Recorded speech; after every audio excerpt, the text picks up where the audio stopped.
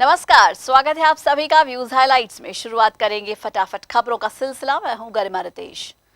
जिले में जिस तेजी से कोरोना संक्रमितों की संख्या बढ़ रही है, उससे एक बात तय है कि लोग कोरोना को लेकर जारी प्रोटोकॉल का सही ढंग से पालन नहीं कर रहे और ना ही इसे गंभीरता से ले रहे हैं। सोमवार शाम तक 796 कोरोना संक्रमित जिले में आ चुके हैं, जिसमें से 400 केस फिलहाल एक्टिव हैं। जिसके बावजूद लोग ना तो मास्क लगा रहे हैं, ना ही सोशल डिस्टेंसिंग की पालना करते नजर आ रहे हैं। मुख्य चिकित्सा एवं स्वास्थ्य अधिकारी डॉक्टर ओपी मीणा ने दी जानकारी। रोकथाम के लिए प्रयास, सबसे जो महत्वपूर्ण प्रयास है वो जन जागृति है। जन जागरूकता से सब अपना अपना ध्यान रखेंगे तब जाके काम चलेगा। मास्क, घर से जब बाहर निकलते हैं तो मास्क लगा रहे, लोगों में आपसी दूरी बनी रहे। साथ में किसी को किसी प्रकार का लक्षण आता है तो वो अपनी अस्वस्थता की जांच तुरंत अस्पताल में जाके करवाएं। जहाँ ज़रूरी हो कोविड की जांच भी होगी और निश्चित रूप से समय पर उपचार लेने से हम जो संभावित हमारी जान को खतरा है उससे बचाया जा सकता है।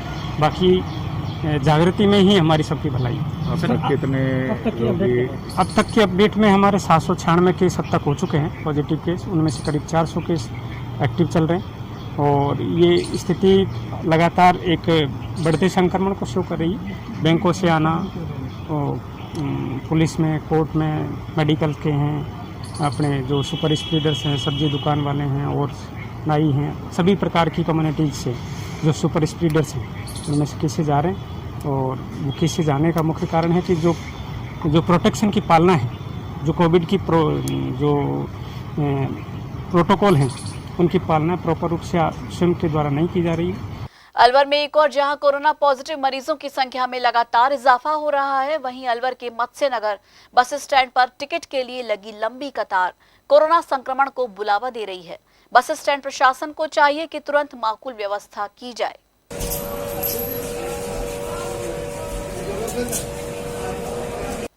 शहर में कोरोना का कहर लगातार बढ़ता जा रहा है। वहीं हर रोज बढ़ते कोरोना संक्रमित भय का माहौल पैदा कर रहे हैं, लेकिन फिर भी मास्क लगाने को लेकर लोग कतई जागरूक नहीं है।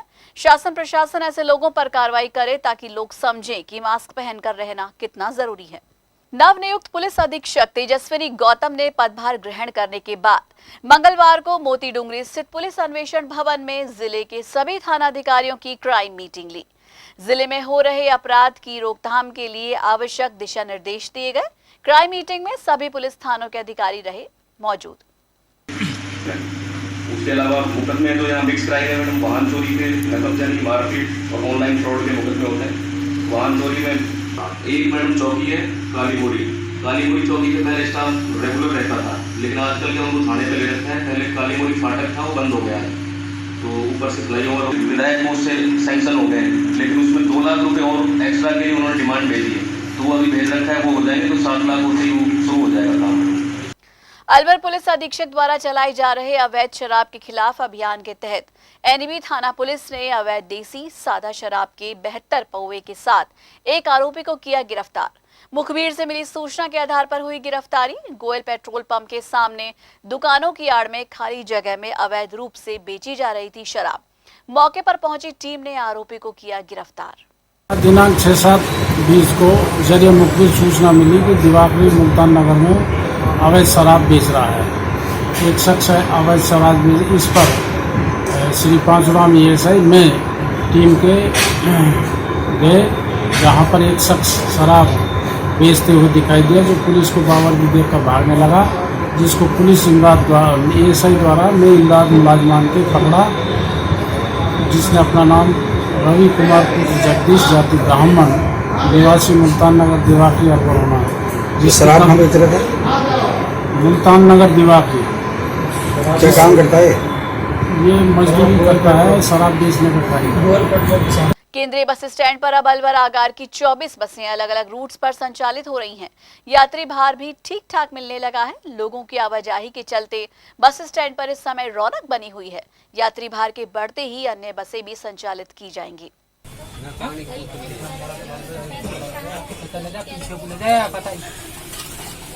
संचालित हो रही हैं और किस प्रोटोकॉल के तहत बसें चलाई जा रही हैं?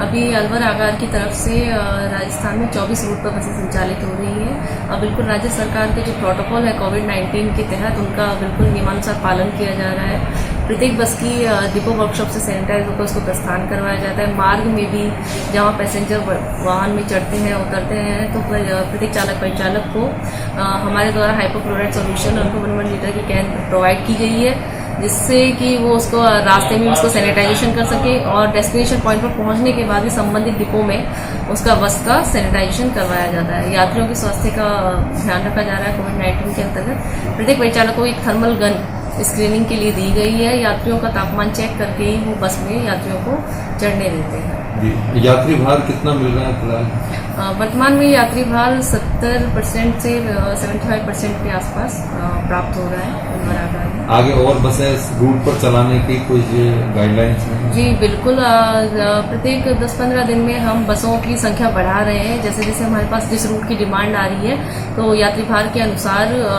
हम वहाँ पर बसें संचालित कर रहे हैं। तो वर्तमान में भी बसों की संख्या में वृद्धि आवश्यक रूप से होगी। नगर परिषद में व्याप्त भ्रष्टाचार और काम नहीं होने पर पार्षदों ने मंगलवार को नगर परिषद आयुक्त की चैम्बर में उनका घेराव किया। भाजपा पार्षदों का कहना था कि जब से कांग्रेस का बोर्ड बना है तब से नगर परिषद में भ्रष्टाचार चरम पर पहुंच चुका है। आगे बात बोलो, साफ कहो तो बात है। मेरा काम ही नहीं है, क्यों पूछ रहे हो? आप इनसे क्यों पूछ रहे हो? काम नहीं है तो एक दूसरे को गुमराह कर रहे हैं। हमको गुमराह कर रहे हैं, गुमराह हमको कर रहे हैं, दूसरे को नहीं कर रहे। आप अपनी नेगलिजेंस के ऊपर डाल रहे हो, वो अपनी नेगलिजेंस। ये पागल है।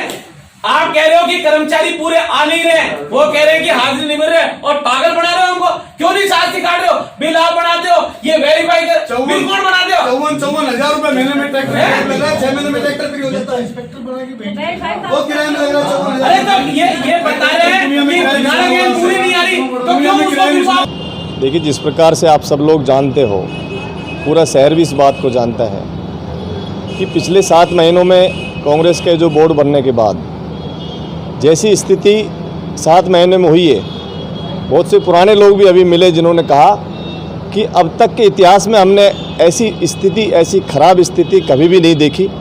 उसका सिर्फ और सिर्फ एक ही कारण है कि जो नगर परिषद के प्रमुख कार्य हैं, सफाई व्यवस्था, रोशनी व्यवस्था, जिनमें बिल्कुल ही काम नहीं होने के कारण आज 15 जून तक नाले साफ होने चाहिए थे। बरसात ये तो आई नहीं है, वरना नालों की सफाई नहीं हो पाई। सभापति कहती हैं कि मैंने नालों की सफाई कर दी। आज सभी पार्षद आयुक्त महोदय को घेराव करके बैठे हुए हैं आपके सामने। वो सिर्फ एक ही बात पूछना चाहते हैं कि नालों की सफाई कब होगी? क्या बरसात के बाद नालों की सफाई करोगे? चलो, नालों की सफाई आप नहीं कर पा रहे, लेकिन आपने जो ठेकेदार जिसने काम नहीं किया उसके खिलाफ क्या कार्रवाई की? आपने कोई शास्ति नहीं काटी। आप अधिकारियों को बुलाते हैं, कभी कर्मचारियों को बुलाते हैं और दिखा रहे हैं मैं कार्रवाई कर रहा हूँ। हमको सिर्फ और सिर्फ ये चाहिए कि जिस संबंधित ठेकेदार ने लापरवाही की, अपने काम को पूरा नहीं किया, उसकी शास्ति कटनी चाहिए, उसके ऊपर पेनल्टी लगनी चाहिए। लेकिन बड़ी दुर्भाग्य की बात है, एक कर्मचारी दूसरे पर आरोप प्रत्यारोप लगा रहा है, मैंने इसको दे दी, वो कह रहा है मेरे को नहीं दी। आपके सामने सभी बातें हो रही हैं। देखो, वास्तविकता तो ये है कि मैं तो पिछले 10-12 दिनों से था नहीं। मैं अंदर गया तो मेरे साथ 5 से साथी बैठे हुए थे, उनसे मुझे बात जब हुई, जब मुझे पता चला। और वास्तविकता ये है कि अलवर में 35 नाले हैं। इन 35 नालों के अंदर कहीं पर भी सफाई नहीं है। तो अलवर का दुर्भाग्य है कि मानसून पूरी तरह से भी अलवर में आया नहीं। अगर आज मानसून पूरी तरह से आ जाए तो अलवर शहर के अंदर ऐसी हालात ख़राब हो जाए जिनकी आप कल्पना भी नहीं कर सकते, क्योंकि नालों की सफाई हुई नहीं। नाला सफाई हमारे यहाँ मार्च अप्रैल में हो जाता है। आज आप देखिए जुलाई हो गई, आज तक नाले सफाई नहीं हुई। तो ये जो पार्षदों ने जो मुद्दे उठाए हैं, ये जनता से जुड़े हुए मुद्दे हैं। लेकिन वर्तमान में स्थिति ये है कि पता नहीं राजस्थान में कांग्रेस की सरकार है, महल में बैठे भंवर जितेंद्र सिंह जी क्या कर रहे हैं अलवर की जनता के बारे में हमें तो नहीं पता। बाकी पिछले 7 महीने से जो ये बोर्ड का गठन हुआ है, तब से लेकर और अब तक इस नगर परिषद के अंदर भ्रष्टाचार की एक नई इबारत लिखी गई है। और इसी के साथ यहाँ पर ले रहे हैं एक छोटा सा ब्रेक। जल्द हाजिर होंगे, बने रहिए हमारे साथ, देखते रहिए माध्यम।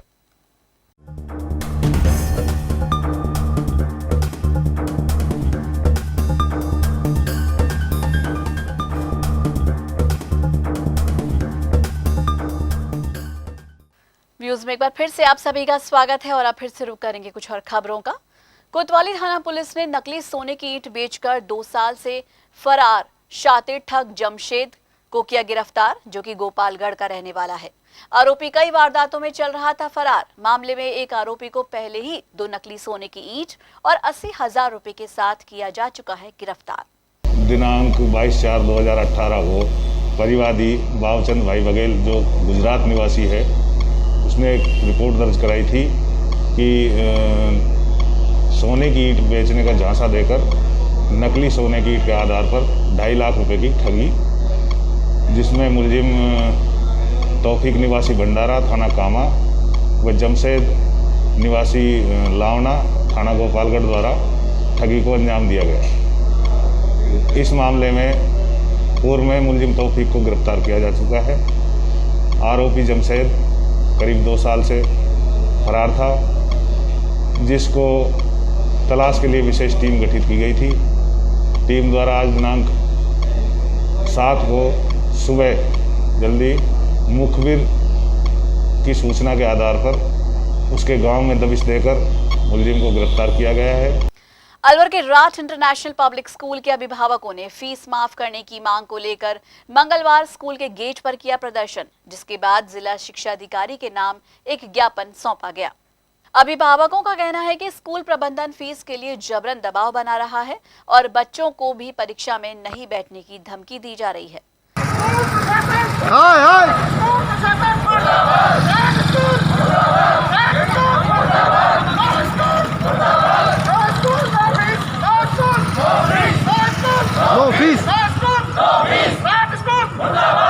हमारे बच्चे स्कूल में पढ़ते हैं, राठ स्कूल में। उसमें जो इन्होंने व्हाट्सएप ग्रुप बनाया हुआ है उसमें मैसेज आ रहे थे कि फीस जमा कराइए।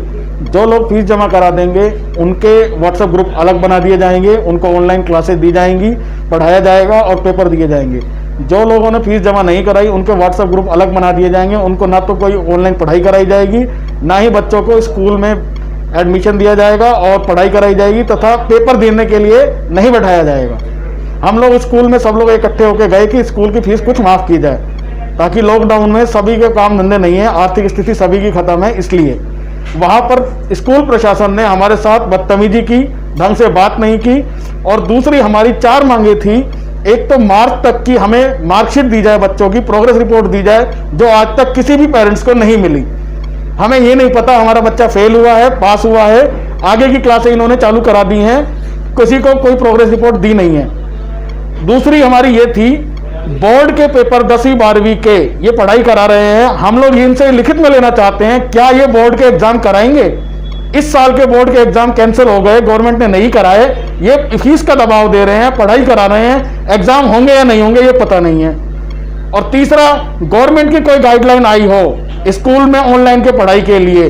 शिक्षा मंत्री जी हमें ये कहते हैं, उनकी कल हमने डिबेट देखी टीवी में, उन्होंने ये कहा कि कोई हमने सिलेबस जारी नहीं किया, कैलेंडर जारी नहीं किया, सीबीएसई बोर्ड ने कोई नहीं किया, किस माध्यम से, किस सिलेबस पे, किस कैलेंडर पे ये लोग पढ़ा रहे हैं। और किशनगढ़वास थाना क्षेत्र गांव चामरौदा के पास अज्ञात वाहन ने बाइक सवार शख्स को टक्कर मार दी। शख्स की मौके पर ही मौत। पोस्टमार्टम करा शव परिजनों को सौंपा गया। किशनगढ़ बास के एक होटल पर रोटी बनाने का काम करता था मृतक ज्ञान सिंह। ज्ञान सिंह नाम का एक शख्स था, कृपाल सिंह का लड़का, जिनकी उम्र 39 वर्ष। शाम को काम से लौटते वक्त क्या काम करता था? ये होटल पे काम करते थे। फिर 10 बजे के करीब रात को वापस घर जब लौट रहे थे तो उनका रास्ते में एक्सीडेंट हो गया।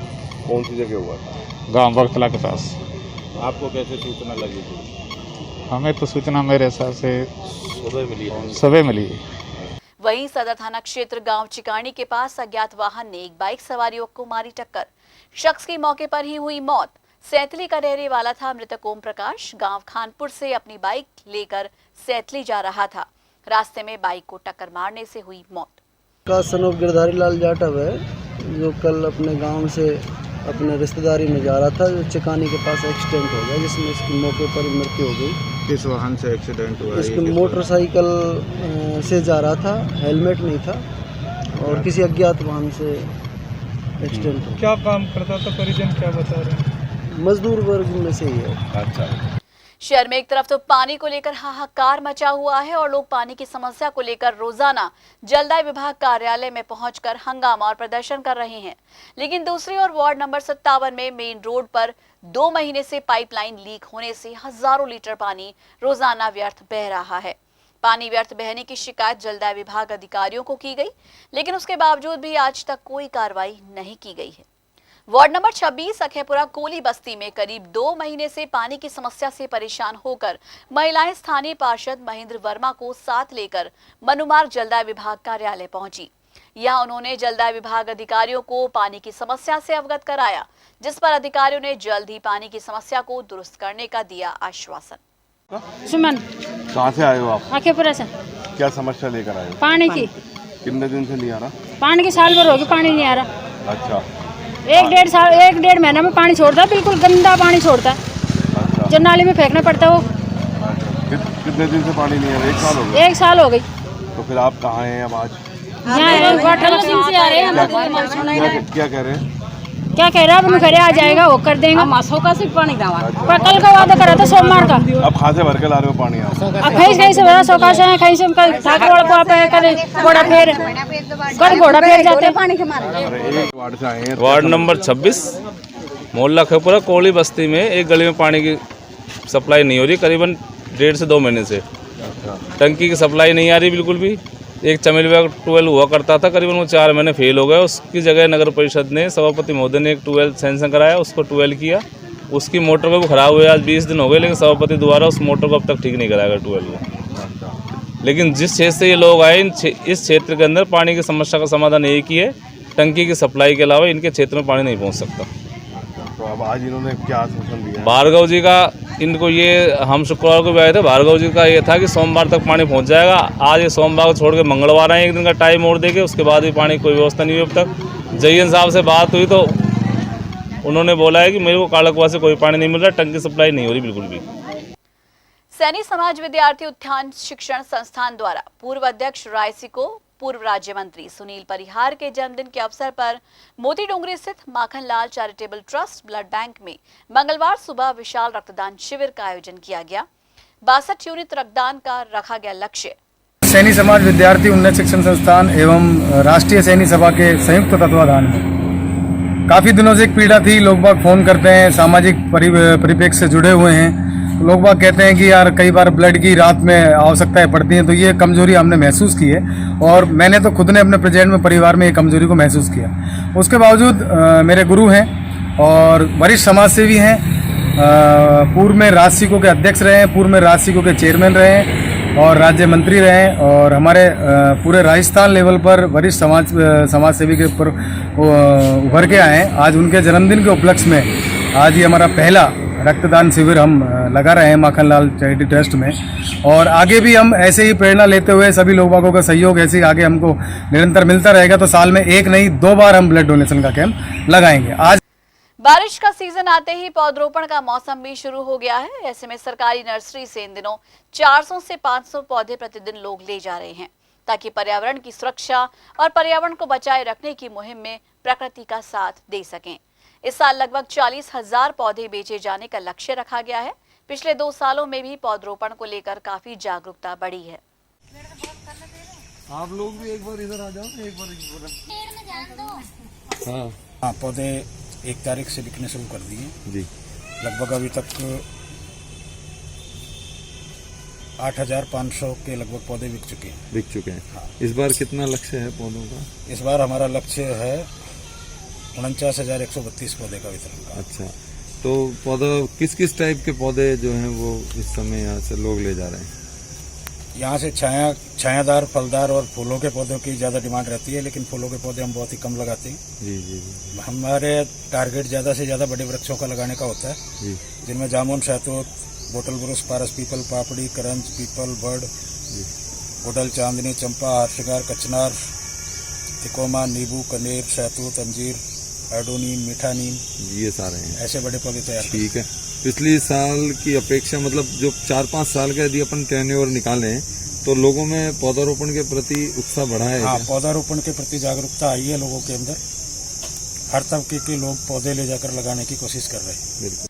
मंगलवार को विश्व हिंदू परिषद और हिंदू संगठन के कुछ लोग जिला मुख्यालय पहुंचे, जहां उन्होंने अतिरिक्त जिला कलेक्टर को ज्ञापन सौंपकर अपनी मांगे रखी। इस दौरान संगठन के नेताओं ने मीडिया को बताया कि शहर में प्रशासन द्वारा हिंदुओं की बात को दबाया जा रहा है। जहां मंदिर था वहीं मजार बनाई जा रही है। मामले को लेकर प्रशासन हिंदुओं को ही नोटिस दे रहा है। इसी मामले को लेकर ज्ञापन दिया गया। केशवराम धाकड़, जिला मंत्री विश्व हिंदू परिषद। आज ज्ञापन हमने 3 तारीख को दिया था। आड़ापाड़ा में जो शनि मंदिर था उसकी मूर्तियाँ गायब हो गई थी। उस जगह रात को अल्पसंख्यकों द्वारा मजार का निर्माण किया जाता था। हमारे कार्यकर्ताओं ने जाकर उसको रोका। उसके बाद प्रशासन ने उनको गिरफ्तार या कोई कार्य करने के बजाय हमारे संगठन के लोगों को पाबंद करने के लिए सम्मन भेजा है और उसी के सिलसिले में आज यहाँ हम कोर्ट में उपस्थित हुए हैं। हम जितने भी कार्यकर्ता हैं उसमें 10 कार्यकर्ताओं का नाम दिया है। 6 महीने के लिए आपको पाबंद किया जाए। आप शांति भंग करना चाहते हो, जबकि हमारे किसी भी कार्यकर्ता ने कोई शांति भंग नहीं करी है। समाज में कोई मंदिर को तोड़ के मजार बनाता है, अगर इसको रोकना है शांति है तो हम इस कार्य को बार बार करेंगे, क्योंकि इस कार्य से हम पीछे नहीं हटेंगे। प्रशासन चाहता है कि हम हमारी संगठन की आवाज़ दबाना चाहता है। संगठन इस बारे में आंदोलन करेगा और आगे की कार्य जो भी है हम डट कर उसका मुकाबला करेंगे। दोनों जो हमारे ऊपर सरकार ने कार्रवाई की है, एसडीएम के द्वारा हमें नोटिस दिया गया है, उसका विरोध कर रहे हैं। वो नोटिस बिल्कुल गलत है, कानूनी सलाह ले रहे हैं। कानून के हिसाब से उस पर जवाब दिया जाएगा। ये जो सरकार है ये निकम्मी सरकार है। ये सरकार केवल मात्र हिंदुओं को दबाना चाहती है। एक मंदिर को तोड़कर मस्जिद बनाई जा रही है और मस्जिद पर कार्रवाई करने के बजाय में हिंदू समाज को प्रताड़ित किया जा रहा है। ये एक शर्म की बात है। अनलॉक 2 में हालांकि सरकार द्वारा काफी छूट दी गई है, लेकिन हम सभी को सतर्क रहना है। इसलिए माध्यम टीवी आप सभी से गुजारिश कर रहा है कि भीड़ भाड़ी वाली जगहों पर जाने से बचें। बहुत जरूरी हो तो ही बाजारों में जाएं, लेकिन मास्क लगाना ना भूलें। साथ ही बार बार अपने हाथों को सैनिटाइज करते रहें। कम से कम 2 गज की दूरी का ध्यान रखें, क्योंकि कोरोना वायरस से बचाव ही उपचार है। तो आज के लिए व्यूज में बस इतना ही। अपने इलाके की हर खबर जानने के लिए आज ही अपने स्मार्टफोन पर YouTube चैनल से सब्सक्राइब कीजिए माध्यम टीवी और देखिए खबरों के साथ साथ मनोरंजन और हर तरह की जानकारी पाने के लिए रोचक कार्यक्रम। नमस्कार।